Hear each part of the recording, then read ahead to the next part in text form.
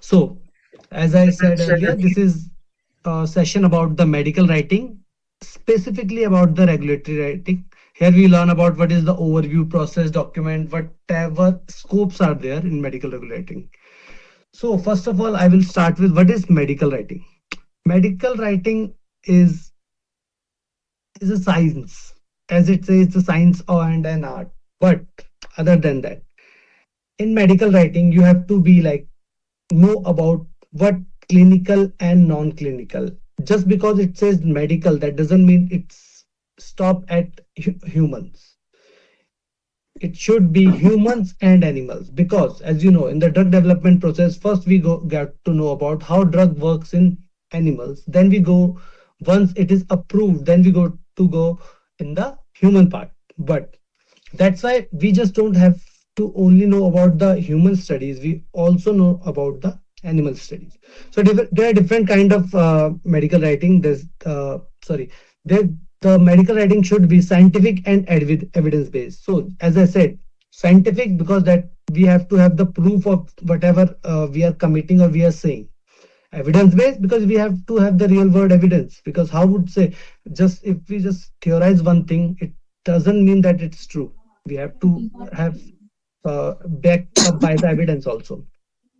Second is structured and guidelines driven. Okay, so as per this point, structured and guideline driven, the point is sometimes it should be structured, sometimes it be guideline based, sometimes it will not. I will tell you about more in the next slide.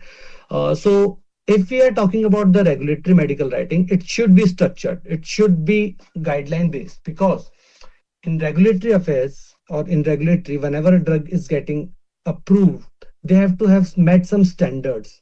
So if that standards are not met, the drug may cause harm, more harm than it will do good for you. So that's why specifically regulatory medical writing should be structured way. For different kinds of medical writing, sometimes they are structured, sometimes they are lightly structured. That's all depend. Audience specific. That's a very good point. Why medical writing should be audience specific? For example, I want to convey my message to a healthcare professional or a very big KOL type, like key opinion leaders. I don't want them to tell them like this is this in a layman terms. I don't want them to tell, or vice versa. I don't want to tell a layman person how to convey my message in the scientific term. That's why we have to choose which language or which audience we have, and accordingly we have to update our whatever information we are providing. Second is clear, concise, and accurate. We have to be clear about it. We can't go round and round and round like this happens and this happens and because of this. No. Of course, we are providing some rationals, we are giving them some clear points, but at the end of the day, what everybody wants is clear picture.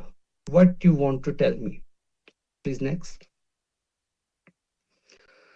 Uh, Next, we tell about the spectrum of medical writing. So, when we talk about the spectrum, when we talk about the medical writing, we all thought, okay, this is one type of writing. Everything is medical writing. But medical writing is an umbrella term. It's not one type of medical writing. As you can see in the picture as well, this is regulatory medical writing that I am specialized in. Second is that includes that we have to prepare CT dossiers, that is common technical dossiers, that we have to submit to the regulatory agency of different countries to so that our our drug can get approved. Second is clinical writing. Clinical writing include, this is also a part of regulatory, but this comes before the regulatory starts. So this is called study protocols writing, clinical trial report, as we can say, investigation brochure. So study protocol is whenever we wanted to start a study, we have to tell them this is how our study is gonna go. You can't just start studying and start a study and we'll tell ki we will figure it out on the way. No, that's not how it works, because when humans are involved, you can't go like this. So we have to give the study protocols. Once study protocols approved and study started, and after that we will provide with clinical study report, like whatever our findings are. Is it good? Is it bad? We may have to drop the medicine. Our drug got some another effect. Whatever it is, we have to tell in this clinical study report. So clinical study report is like a book of that includes all your clinical trial information. And the second thing, investigation brochure. it it is a kind of like whatever you know about your drug from the clinical study, you will get send it to prepare a investigator brochure and send it to the investigators are whoever doing the clinical study. Third is safety writing. So as many of you, although it is called safety writing, it is also a part of regulatory. I will tell you how. Because although PSU or RMP's adverse events report, benefit risk analysis, they all depend on the phase 4, phase 4 of the study. But it is the responsibility of company or the MAH, marketing authorization holder, that they will provide all the data once the drug is approved. So just because a drug is approved, that doesn't mean that your regulatory affairs is over. No. After that, who will write the PSUR? Medical writers. PSUR goes to regulatory agency. They will approve it. They will provide with their suggestions, the RMPs. And if, for example, this RMP is risk mitigation plan, yeah, risk minimization plan. So once RMP is there, you will provide all the data you RMP had. So the agency will review it, or the clinical expert in the agency will review it and provide you with key how you have to update this RMP. So again, this is still the part of regulatory writing. Uh, Next come the publication writings. For publication writing, it is like you are sending. I think you have done about the review article, research article, but for review article it is easy, search some research article and then provide them with it. But when it comes to abstract systemic review, like you have to find out thousands of articles and accordingly you have to prepare a summary of it and add that data, that comes for publication writing. And fifth is medical communication. So for medical communication, you will provide the education materials. Mostly it is for the doctors, because healthcare providers, doctors, nurses, pharmacists. Medical communication could be promotional content done by the company for patients or users. It could be anything, patient's leaflet. You could provide the risk management plan. In risk management plan, there, I don't know if you have heard about it or not. If some drugs have very specific side effect, for example, if some drug have side effect of pregnancy, it affect the fertility or pregnancy. Some drugs will start with that. They have to provide the education material to the patients, that this, or healthcare provider, that this drugs cause this pregnancy issue, fertility issue, and so the patient can know, okay, this could be harmful for me in this specific time as well. This is for better patient care. Please next. This is the spectrum, a lightly chart of, if you could see, this is divided into two panels. Either if medical writing is highly regulated or lightly regulated. For example, if it is a regulated and structured and lightly regulated and structured. For example, if we go for regulatory medical writing, it is a very structured and highly regulated. You can't make changes in regulatory medical writing because of your own. There are specific templates, specific guidelines in place that you have to follow no matter what. Until or unless specific thing is asked, you can't go stray from that part. If you go for CTD modules, there are 5 modules, 1, 2, 3, 4, 5. You have to give 5 modules. You can't go for, I will give only 4 modules. No, this is like highly structured. Patient narrative, this is somewhat structured, but again, this is not like too structured, so you could go with it. CSR, PSU, or DSR, they have specific guideline in place to tell which guideline we have to add. Then came from product labels, and product labels like SMPC, PI, PILs. Again, they have specific guidelines. You have to send it to regulatory agency, accordingly prepared it, and then if they approve, then it will come into the market. If you go with publication, systemic review, research, manuscript, they are not so much regulated. They are regulated, but very lightly. So you could get creative. You could add, for example, you could add charts in that for publication. You could add the number, percentage, tables, figures, whichever we might. Just the data should be accurate. Again, teaching materials, conference abstract, slide kits. Again, slide, for example, slide kits. Slide kits are for healthcare professionals or patient, could be, yeah, promotional materials. They are all prepared by a specific company, MH, and they will provide it by their medical advisor. They will prepare by medical. For example, I will give you example. Regulatory medical writing. The drug will come into approvals. For example, via regulatory medical writing, we have approved some such drugs. Then, uh, once it get approved, we have to prepare CSUR, PSUR, DSUR, whatever it is. Then we have to we will publish our reports because we have founded a new drug. These are the all the effect of it. Then our drug started marketing. Then a medical communication team will prepare a promotional material. For example, they are preparing product monograph. They are prepared patient labels. They are healthcare professional specific. Then once it is present, a MSL will go. So MSL is like medical science liaison. So he will go, he or she will go to doctor. He will tell about our new drug. This is our new drug, or this is our drug. This is have this benefits, and in our clinical studies, this will found that this is better than these drugs and all. So, and once doctor get satisfied, he will tell, okay, I will start selling your drugs, or I will start uh, prescribing your drugs. So if you will see, these all are connected from regulatory medical writing to MSL who will tell about the medical communication. So for a regulatory medical writing, it is at the start of the phase, and at the end, it will go to the MSL who will tell about all the studies or all the benefits or side effects to the doctor. Next, please. So, Dr. Aman, like these newsletters, I've seen many times, on LinkedIn, there are a lot of newsletters being posted. So, behind them also is this same regulatory writer, scientific writer, or there's somebody else? No, no, Or no. these are different newsletters? They are different. They are not. Okay. They, you could call them scientific writer, but they are Okay. like mostly communication, medical communication departments are Ah, there. okay.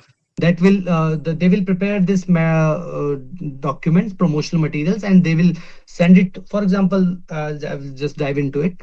Yeah. So medical communication department will prepare all the promotional materials, and it will be sent by a company. For example, I have a company. I have a medical communication team. They will prepare the medical with clinical data, and they will this will provide them to a MSL.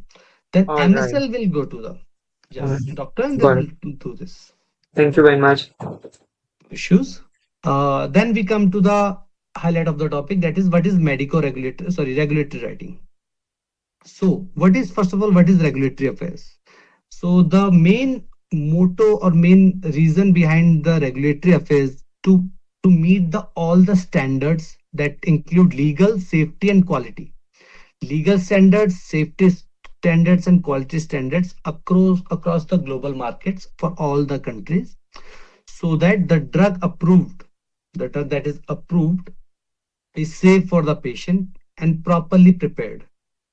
Second, they help in the drug approval and life cycle management. These are two different things. First of all, one is drug approval. Drug approval means once, for example, I have via some company or via own research, I have prepared a drug, tablet, capsule, anything, and I want to sell it in USFDA or any other market, any India, any country. I want to go through a approval process that my drug is safe. Once it is done, all the documents will be prepared. It will send to the regulatory authorities, and after reviewing the data, they have review that is the quality, like the quality of the product is good or not. Is the non-clinical or clinical data is good or not? Once they will be satisfied, they will pose it forward, and your drugs get approved. Second point, that is life cycle management. So what life cycle management, most of the people know that drugs get approved, but many people don't know about the life cycle management. So life cycle management is, if your drugs get if and when your drugs get approved and you want to change something in drug, it could be anything. For example, you have a ABC drug and it is in a red color, and you just wanted to change its color from red to yellow. That goes to the life cycle management or variation of the product, because it's not always that your drug will be same. For example, I want to change the packaging. I don't want to in a used to be in a paper bag, I want in plastic. That is a life cycle management. So I, if anything could would be changed, that comes under the life cycle management. Compliance with regional and global regulation. So again, most of the countries follows specific guidelines. Some small countries doesn't have their own guidelines, so they follow some highly regulated guidelines as well. But at the end of the day, every country has their regulation. Some Most of them could be same. There are some small differences regarding documents and all. So regulatory affairs department is make sure compliance with regional and global regulations. Also, it lies in between pharma companies and regulators. So they will provide. So again, once a drug preparing process is very hectic, is very long process. You don't know. There's hundreds of department could be involved in that, and you don't want that every department will submitting their data in another format. Hundred of application will be there. So regulatory affairs department work is to collect all the data, check they are compliant, and send it to regulators so it could be approved easily. Because if we'll say we have to send it to the regulators, what we will need regulatory affairs for? We will just send 10 application and send it to the regulatory authorities. No, there's some structured way that we will provide so that regulators may not get confused and the drug approval process could be shortened. That's the main work for the regulator, to make it properly and make it easy to understand. And that leads us to medical regulatory writing. So I don't know if you know about the regulatory affairs or not. There are, when we submitting a drug, any drug, we are either it's generic, either it's branded drug, innovator drug, either it's biological drug, whatever. Whenever it goes through a specific format, most of the countries use CTD. That is CTD format they will use. Common technical documentation. So the specific format are there. It is divided into 5 parts. Module 1, Module 2, Module 3, Module 4, Module 5. So I will just give you an overview of what these modules are.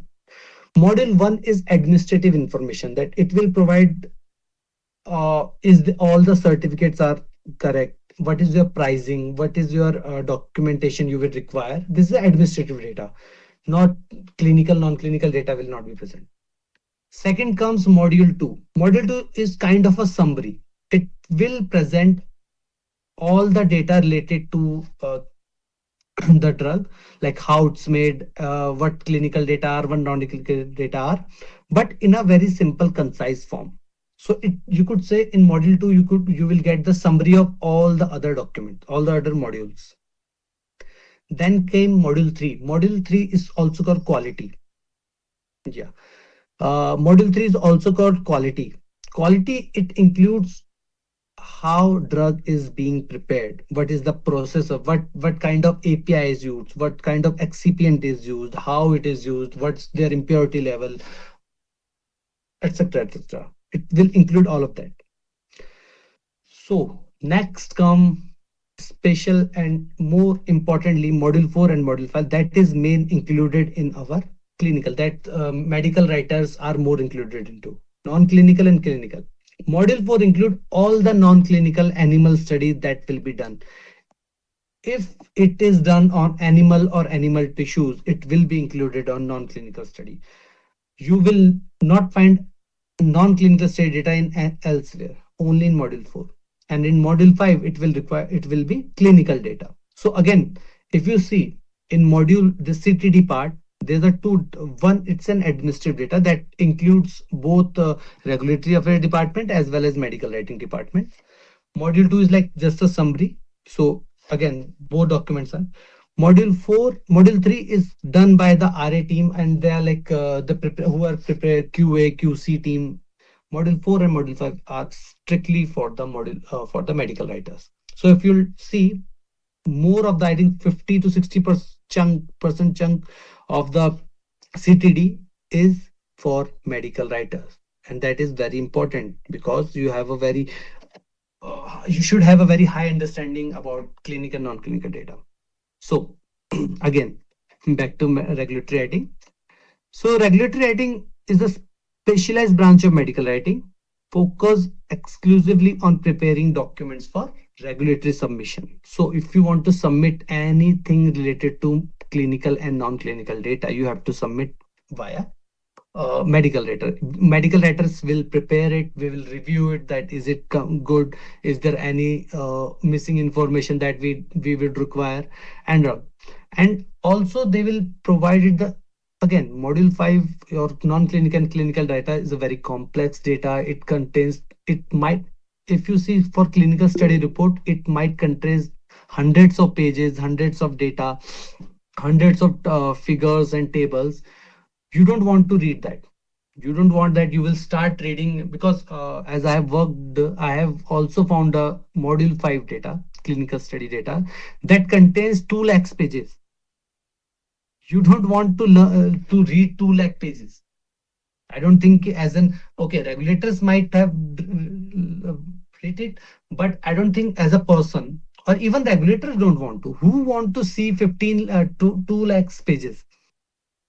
So so here medical writers come, they will prepare it, no doubt, because some of that data will from auto generated. For example, there will be figures, there will be table, there will be Excel sheets. But at the end of the day, once you will receive the data, you have to summarize it also, because regulator also want to know, okay, these are this data, but what does this conclude? They want to know about it. So here medical writers will come. So medical writers should adhere to strict regulatory guidelines that are ICH guidelines. Mostly ICH guidelines is followed by most of the countries. Specifically, they are ICH countries. You have, if you are want to become medical writer, you have to learn about the ICH guidelines. Once you start learning, I know it. ICH guidelines are very thorough guidelines. You will, if you start reading it, you will get like, what is this? I don't getting it. But once you start working on it, believe me, I there once a time when somebody would ask me what this guidelines say. I would like this will say this, and they are like, how do you know this is the 50-page guideline? How would you know this? Like, I have read it, I have worked on it. That's how I know. Again, so what medical writers do, they support the drug approval process, they shorten the time. How? You don't want to learn about, you don't want that you are, if you want to approve your drug, it will take 2 years. No, you want that it will take 6 months, or as fast as I can, as it can.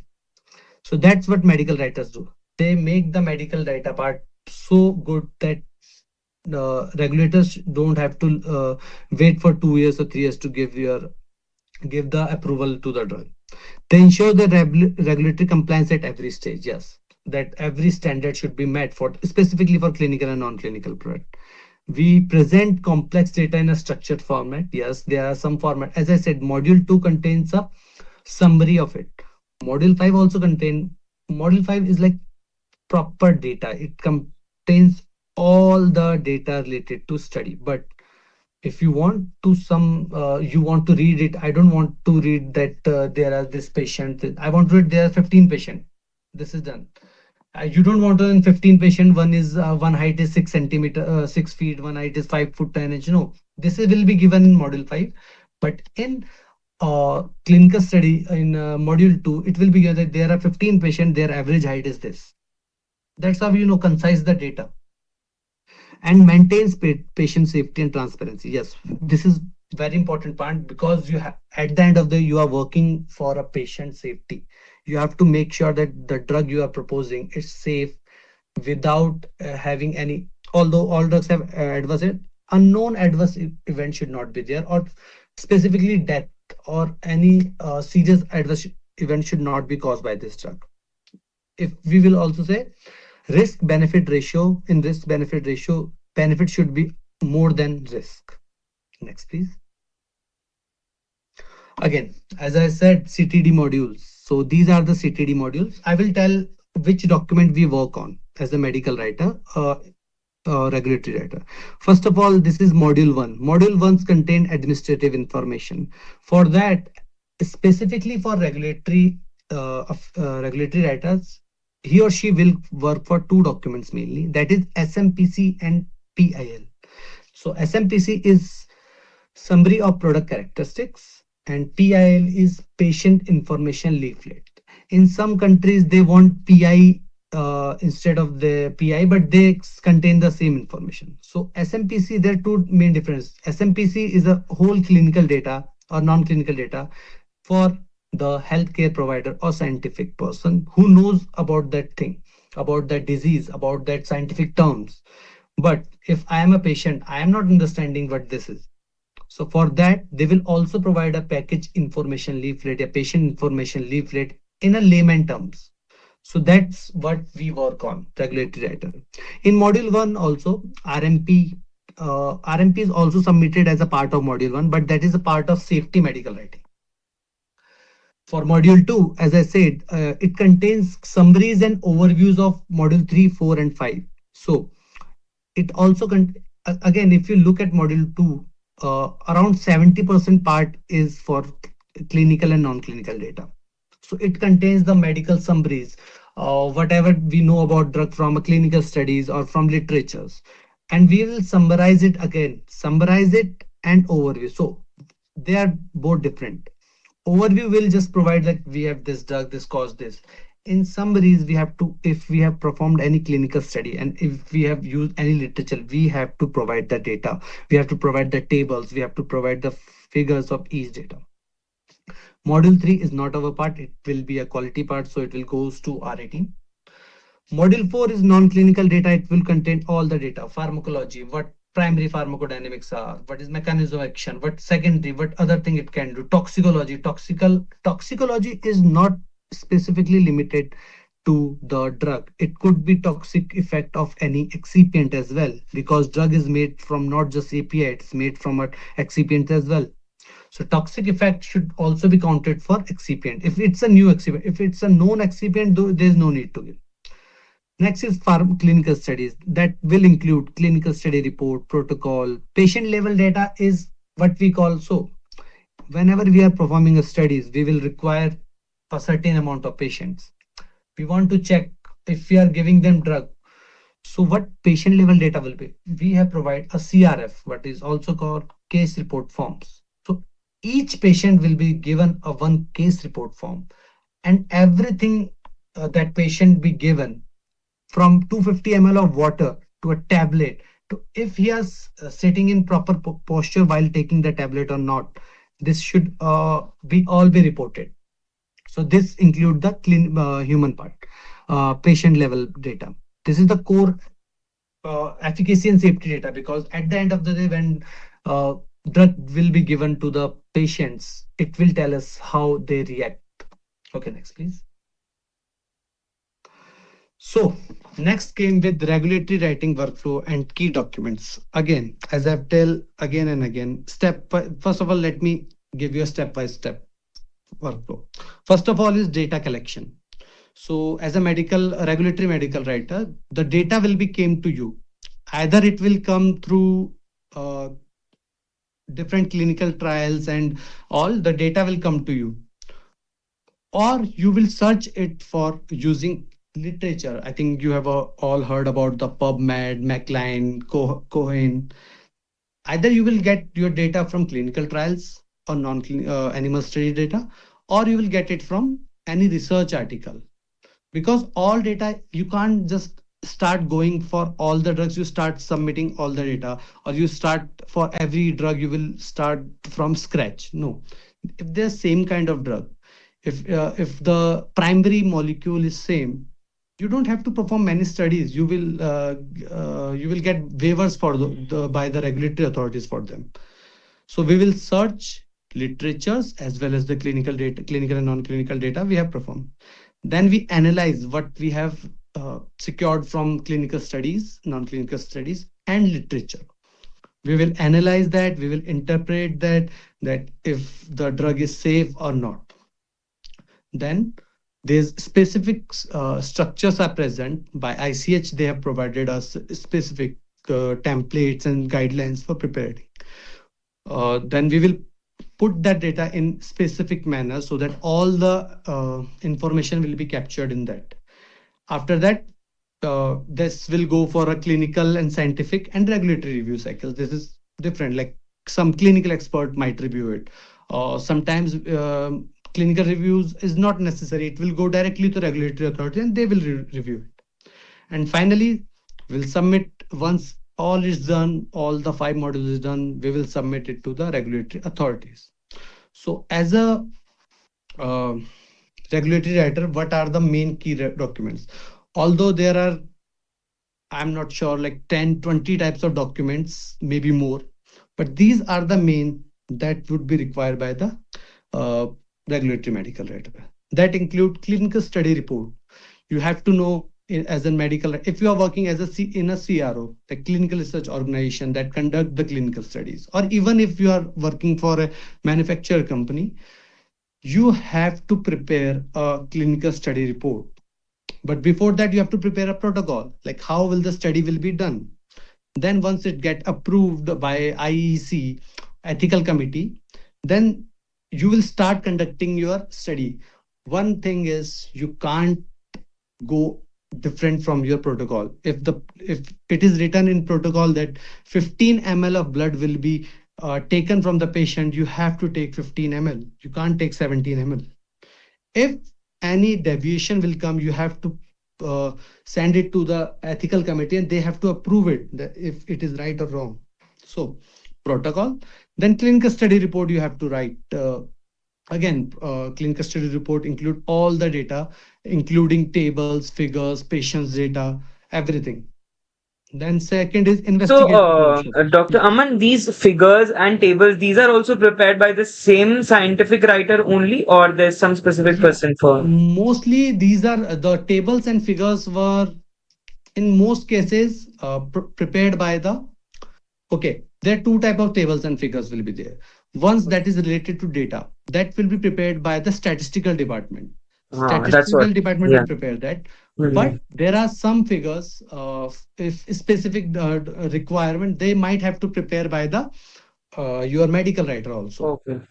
That Mhm. include the type of figures. If it include in the CSR that we have to prepare, like uh, this amount of data, a drug is given, we have to give this, that we will prepare. But most of the tables and figures will be prepared by statistical department. All right. Thank you very much. So second goes for investigator brochure. Investigator brochure is for the it is include all the information of data of the drug we know to the investigator. For example, if you go nobody, for example, if you want to go and say, please research my drug, or please uh, check for the drug trial data, the investigator have to know what this drug is, what this drug do. That is what investigators brochure is. It is for the all the concise way, in a concise way, it all contain the data that already available, and it is given to investigator and how it the clinical study will be done. Second is CTD dossiers that include all the clinical summaries, medical data packages that include module 4, module 5, clinical trial protocol, informed consent form.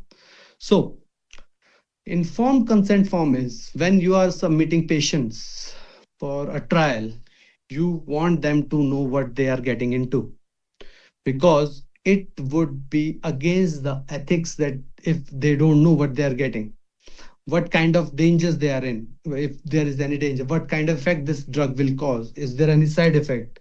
So informed consent form is like whenever a patient is given drug or submitted in the clinical trial, they will be provided with the information what he or she is getting into, what are the trial procedure, what it will be there, what drugs, how many times, what they have to avoid, everything. And after knowing all the dangers and everything, the patient will sign it or subject will sign it, and then he get to get that drug or procedure, whatever it is. It could be a drugs or procedure, the submission will be same. So for informed consent, one thing is medical letter will write it. It will be written in English, Hindi, and a regional language. If it's for India, it is written in Hindi, English, Hindi, and written language. If it is for French, it will be written in English and a French. So it will be, because not every patient might be from area where this that language would be spoken, so they have to give that too. Other than that, we have also have SMPCs, as I tell earlier, PILs, RMP, PSURs, clinical overviews, that clinical summaries, non-clinical summaries. Sometimes we have to prepare some rationales as well. That regulatory authority may ask, okay, this is there, you have done this, but they have any doubt about any specific thing.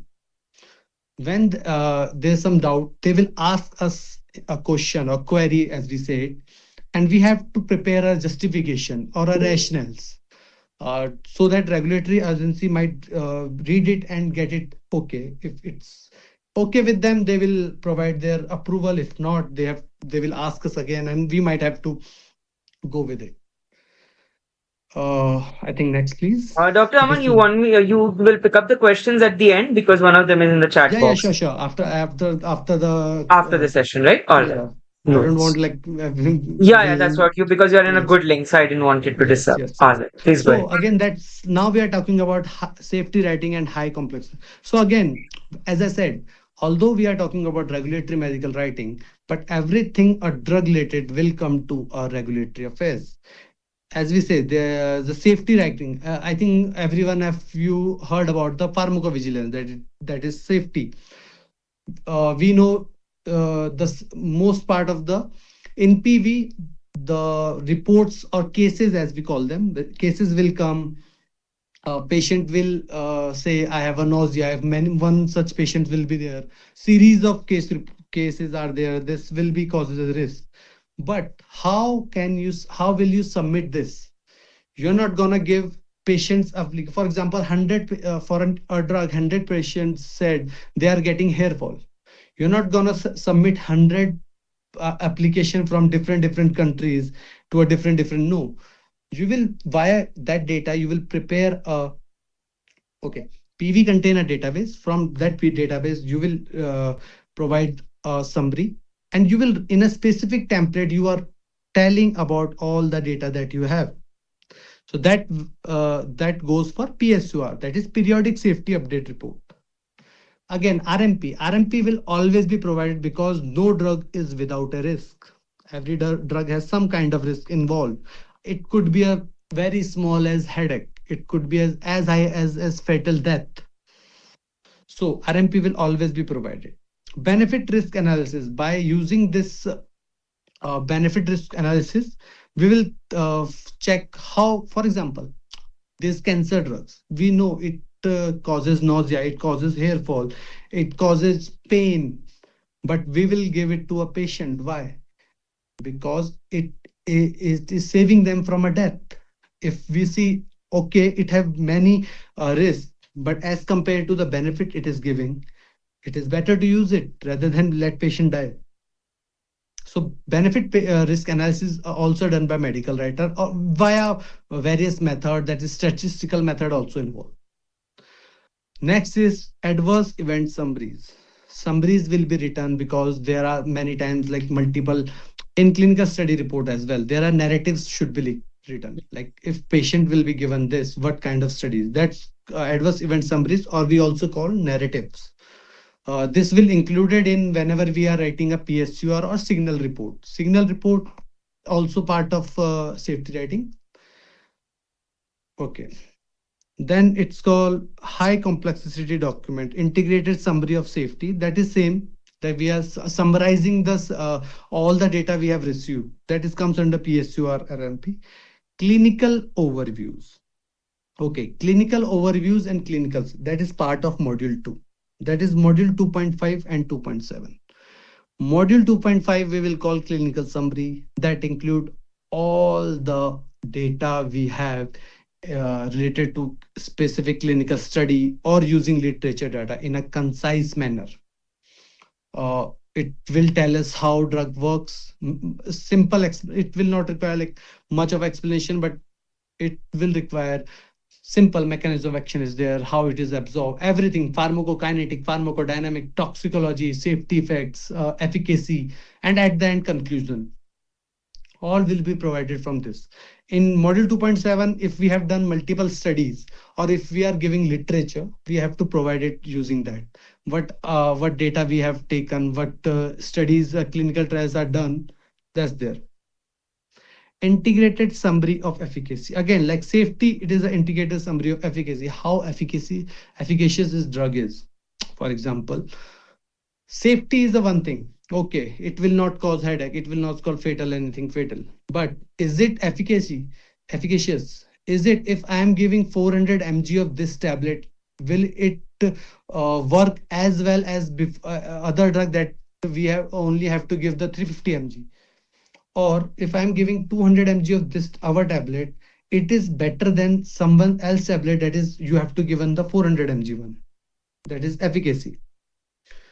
Consistent efficacy is very required. You don't want that your tablet is working one tablet, same batch you are giving someone tablet, and one time it is working good for 200 mg, a second time you have to give 400 mg or double the dose of that to make the same effect. No, you want that the efficacy and safety should be good and consistent as well.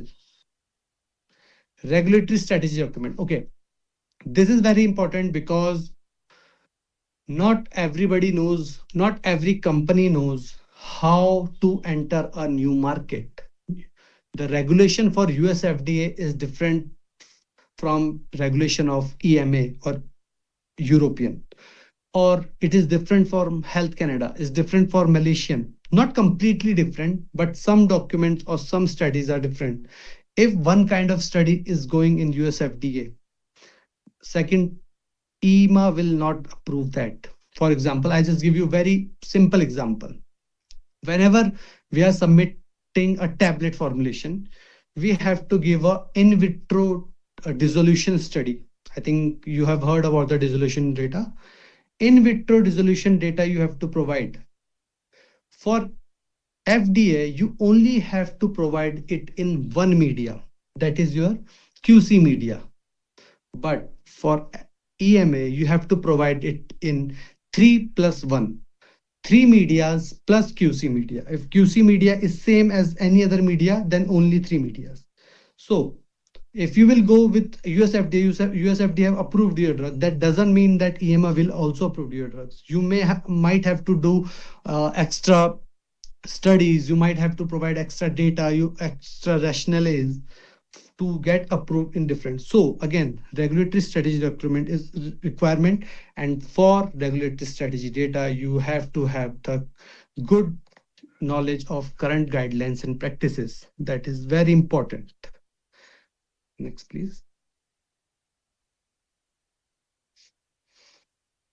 Okay, again, what we have talked about what medical writing is, how to done, what required, but we also got to know what skills tools we are required.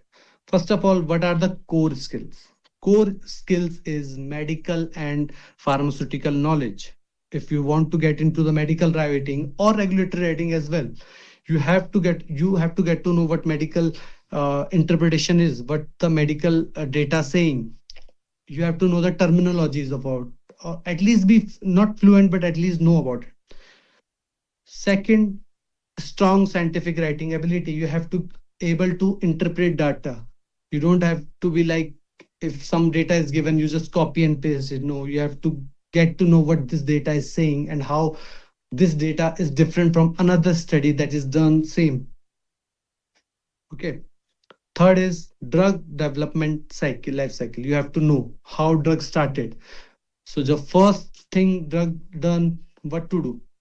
First thing will be done for drug development, for new drug development specifically. You have to finalize, you have to select the molecule you are going to go with. That is the first side. Second, you have to do animal studies. Then once get approval, non-clinical human study. Then you will go forward. So you have to know what drug development is, how it is done, what are the different steps, what could go wrong, how. everything. So again, you have to know about the drug development. Second, last is guideline interpretation. You have to know about the ICH guideline, GCP, good clinical practice guideline, GVP, good vigilance practice. That is, GVP is mostly required for safety rating, but that doesn't mean that regulatory affairs or regulatory writing does not include that. Yes, we have to know about it.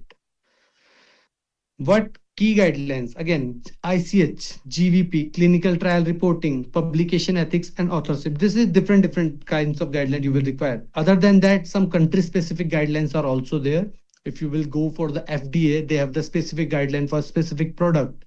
They have specific strategies for some specific type of product. For example, they have specific strategies for biologicals, or generics. They have different strategy. If you will see, generic and biological drugs are two different way, two different things, and they will work as two different clinical studies are required for them.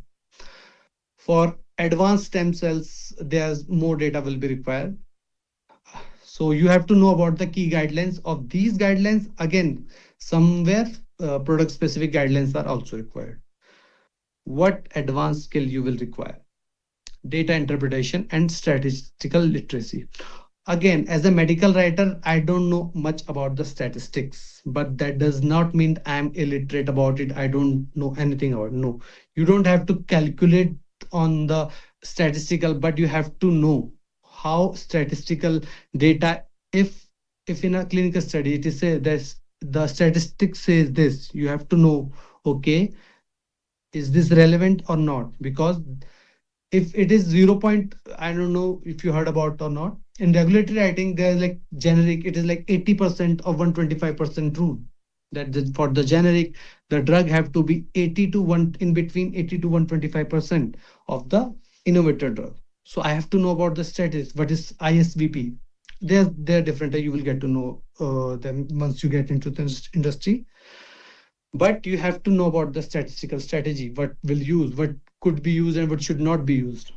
Data interpretation, you will, as a medical writer, no matter what kind of medical writer you will become, you have to read many articles, many data, and you have to correctly interpret them. You don't want that you will read 300 page document and you are not able to understand what that document said. You have to know it because it's your work. So as a medical writer, data interpretation is very important. Critical thinking and problem solving. Yes. Na- in general, all the data will come to you. All the data will be provided to by regulatory authority, by company, or by the literature. But this is a general case. Not always you will get a straight path. You sometimes you have to find out, okay, I'm not getting this, I have to find out, is this is a bottleneck, I have to find out how to clear this. This is a very important. Critical thinking, you have to think out of the box. Okay, this guideline says this, but can I provide a way which does not contradict this guideline but also make our product approvable? You have to do this. This is a problem solving and critical thinking. Attention to detail and quality control, very very important. When you are writing a document as simple as an SMPC and PL, you have to able to find, if once there's a story. Once I used to work in a organization, and 2 and 3 juniors are there, I have to review their work. I used to scold them, why have not they put comma or full stop after the sentence? They will get scolded that why didn't they put the full stop after the sentence, or why there is a gap between for no reason there's a gap between two. Even why are there two spaces between two words?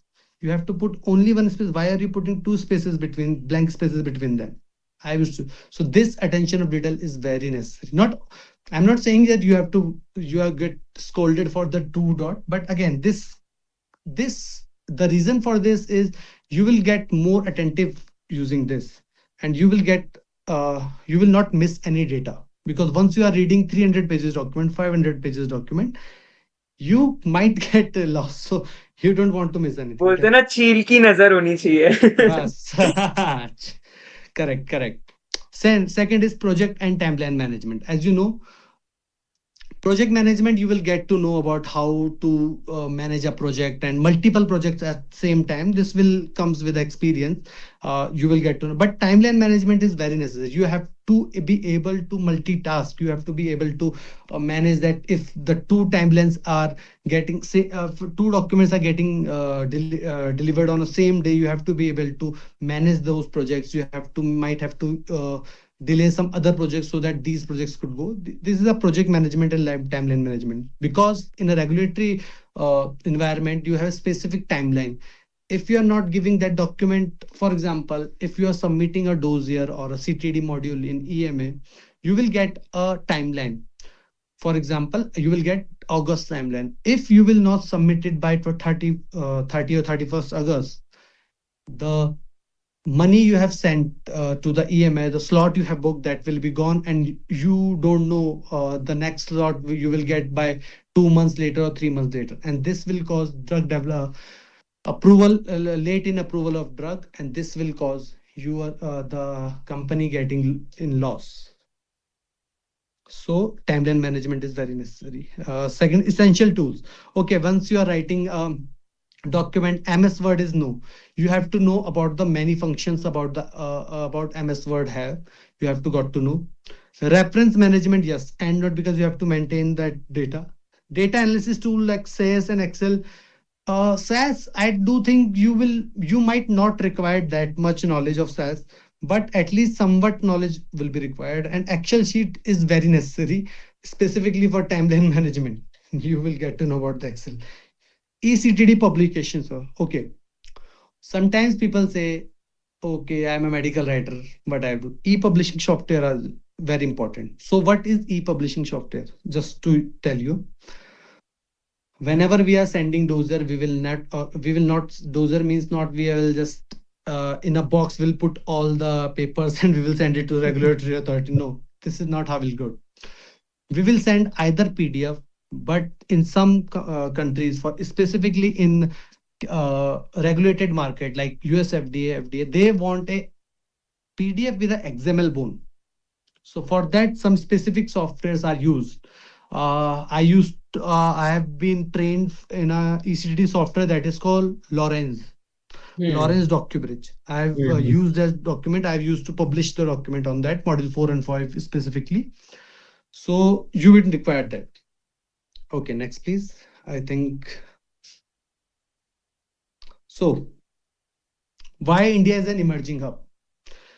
India medical writing started at 2005. India is one of, I think, one first or second in the generic market. The most of the generic drugs would be Yeah. either made in China or India. India is the generic hub. India is preparing more generic medicine, and including two three countries. If you will combine three countries, India is preparing that much generic drug, and that is exported to the uh, countries like US FDA and EMA, UK, that I have worked on, that I know of. So that's it, that is there. Second is India is not restricted to just generics. Now it is going for it is playing in a big leagues, that is like biosimilars, biologicals, stem therapies. So that's why it is required for medical writers are required for that. Uh, I think CROs and KPOs and pharmas 40 to 60% lower cost. Yes, as compared to US and EU market, the cost is very low, for around 50% low. It is there. Faster turnaround. If you will see in my uh, career, I have seen that the Europeans workforce are skilled, but they are and they will slow, very slow. The document that we will prepare in a week, they will say they will take 15 days, 20 days. And Indians and we have to prepare that in a week, sometimes in a 2 days or three. So that is there. Medical writers outsource clinical activity because not everybody can understand it. It is not regulatory affairs you could done by yourself, might be somewhat, But for medical writing you required an expertise, and India right now there's a very shortage of expert medical writers. People will say, oh no, we know how to. No, you don't, because you only know about one thing. Regulatory affairs, in many companies regulatory affairs team handle the clinical non-clinical part, but they are not experts on that, and sometimes the drugs get rejected due to that. So there is very much need of medical writers, and specifically expert medical writers. Career opportunities. So there are many career opportunities for medical writers that include regulatory writing, safety writing, scientific writing, publication writers, that include your medical communication document writers, that also sometimes medical content writer is also there. uh, there are different kinds of medical writers are there. So there are different fields. Everybody has their own work. You have to publish the data, you have to check the data it is correct or not. Expert advisor there, you have to able to give this whatever scientific data is to the healthcare professional and the patients also. Key challenges: weak writing skills. As I said, there are very much shortage of experts. Challenges is weak writing skill. If you don't know how to properly write a document or how to properly interpret a document, it will be very difficult to progress in the medical writing field. Limited domain expertise. Again, as a regulatory writer, I have seen that just because you are working of clinical and non-clinical data, that doesn't mean you should not know about the other field. As in regulatory medical writer that worked on non-clinical clinical data, I do know about RMP, that is the safety part, PSUR, DSUR, that is also safety part, RMP. I also know about the quality module 3. I am not expert on module 3, but I do know how module 3 work. I have seen module 3. I have worked on module 3. I do know many things about module 3. This is because I tried to learn. You don't have to give, because sometimes there not some clinical queries came due to the quality part. So you should be able to interpret that, and for that you will require a domain expertise other than just your own field. Quality concerns and scarce structure training. Correct. Structured training are not there because there are very less as it said in 2005 India started its medical writing industries. In last 20-21 years, you can't uh, promote so many experts in that field. You can't say in 20 years you are able to make as many as experts as Europe or US FDA has. No, you can't. We are still in a growing or a learning phase. Future outlook. Uh, Standardized training is required because I have seen, even included me when I was in a college, I don't know about the what is medical writing is. I know about regulatory affairs. I don't know. I know about regulatory affairs. I know about PV. I don't know about medical writer. Once I get into the industry, I got to know that there's medical writer. It's a thing. And once I go, as I became experienced, I got to know that there are different type of medical writers. All medical writers are not the same. So this is there. Knowledge is required, proper training, improved quality system is required. You have required a deeper expertise of a domain. You require that someone who have worked on that document or that domain is able to tell you how to do this, so that you could become a global medical writer. Because it is not it is not like that it is only medical writing is only in India. If you will go outside the India, medical writer is a much more and potential business or potential career options. So at the end, I think medical, what I think that's okay. This is it. Key takeaways and career outlook. Science plus communication. Ma- Medical writing means you are able to translate complex research data, either it is from literature or from your own clinical trial. into a document that will be understandable by regulators, clinicians, patients, and approved by them. Because, as I said, it is not just regulators. Regulators make sure that your drug is safe and efficacious. Clinician will make sure at the drug is given to you properly, and patient should be able to make sure that I will the drug that is given to me, I will take it properly. So medical writing is for all of them. Second is high global demand. Yes, medical writing is a very growing field. Uh, I think before 20 25 years back, there's no such thing as medical writing. There is only regulatory. If you will see, compared to medical writing, you will find many people working as a regulatory affairs or a pharmacovigilance. But medical writers are still very short. Their shortage, this is not shortage of medical writer, there is shortage of expert medical writers who knows what are they doing and how to do it.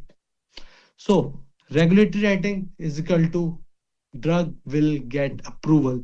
Drug is safe, efficacious, and it will get approval. The main work of regulatory medical writer is to find a way that your drug will get approved. It will get approved, and also if any variation should be done, it is done. For example, if you want to change any excipient, the changing of that excipient will not affect the safety or efficacy of that drug. That medical writer have to prove. And for pharmacy graduate, I think the best person for a medical writer or a medical writer is pharmacy graduate, because they know about, if someone has done bachelor's, even D.Pharma person will know about, although D.Pharma is not will not be able to interpret that much data. But again, if someone has done B.Pharm, M.Pharm, he or she is learning about the medicine from day one. For what for doctors and clinicians, the point is they will know how the drug will work, how will this do, but they will not be able to understand how drug is made and what effect could it cause. So pharma students know about it. They learn about the what drug mechanism of action is, how it work, what its side effects are, and as well as they got to know how it will prepare. So pharmacy graduates, I think, one of the best candidates to be a medical writer. And at the end, I think there's a certification course of Pharmify. We have I'll Pharmify. take up That's I'll take up from here, Dr. Aman. No yes, issues. please. Yeah. So we also have a certification course out there for you for pharmacovigilance and drug safety, whereby we have the three categories. One is clinical research and clinical data management. The other is medical science liaison. And the next course that we have is PV and drug safety. These are the modules. As Dr. Aman in this, really it was insightful. I myself got to learn a lot of things, right from CTD to the clinical study reports. A lot of things he has mentioned, right? So the one he was mentioning, the databases of PV, most of them will be covered as chapters and as modules in these sessions. And there's an early bird offer that's going on. Already we have 48 candidates who have enrolled, and we just have last 12 seats left.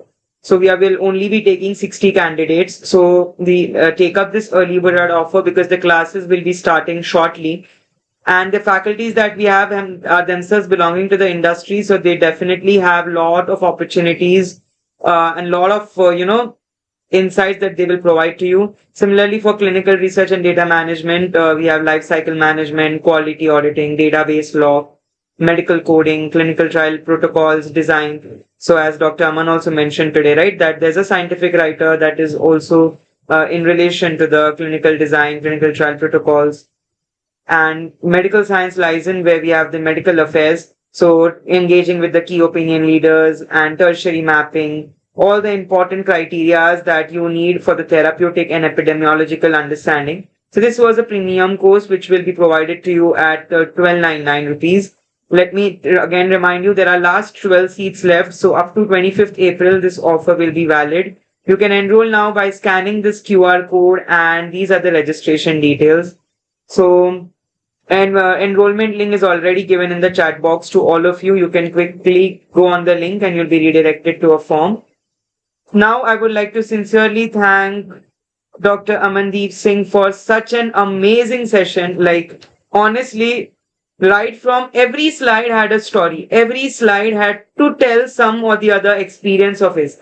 Right from the 2 lakh species that he experienced in the CTD for module 5 to every small detail that he has